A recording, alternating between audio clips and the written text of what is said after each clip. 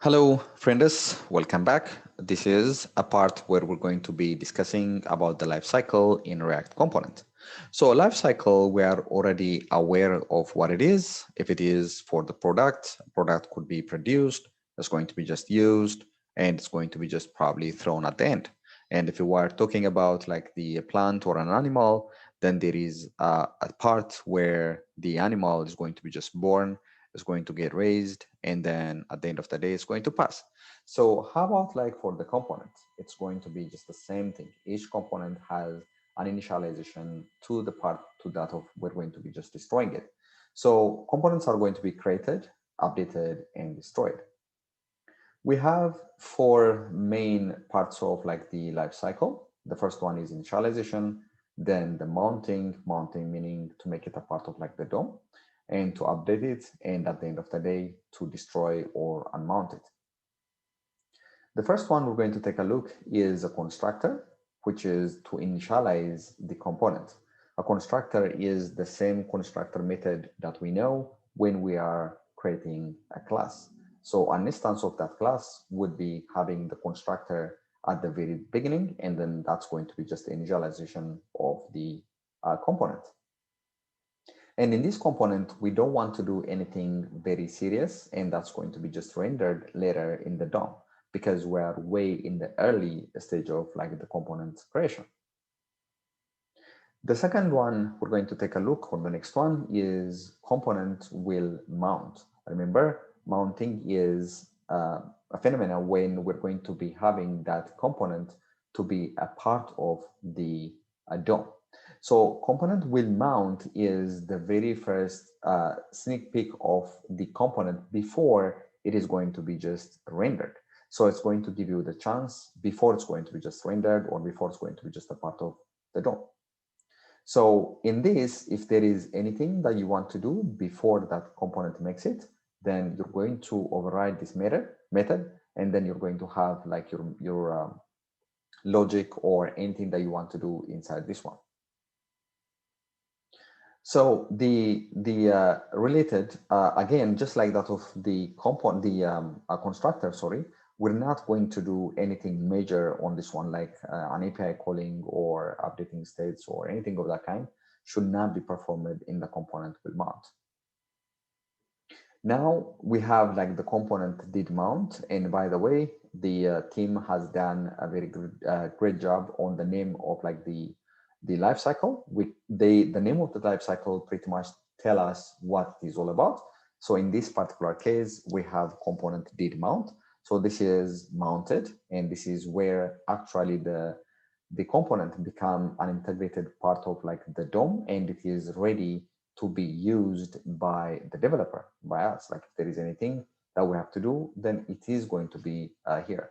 So you might consider like what kind of calls could be on this one. Let's say you have a component which is showing the report, and then it has to be going through that of like the API, pull the data, and then it's going to show you on the component.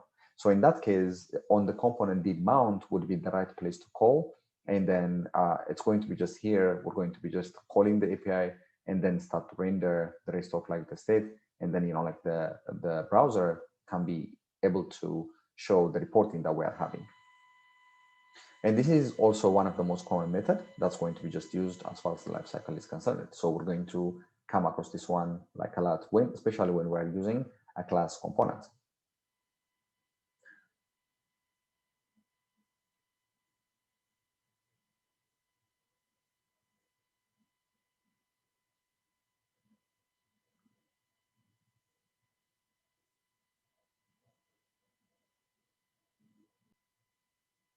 The next we see is should component update. And now we are from the initialization to that's the mount, and then we're getting into the update.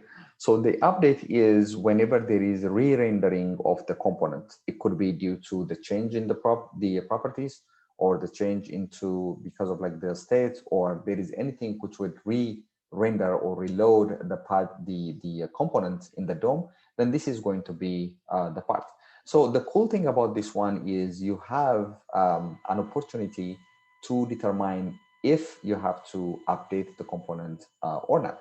And because the updating or re-rendering is a little bit expensive, maybe you might have to go to the API, or you might have to do like a lot of calculation or logic in order to do that. This is a part where you're going to be just checking if I have to do it or not. And then the React has given us should component update. And in here, we're going to check if there is anything that we have to do or not.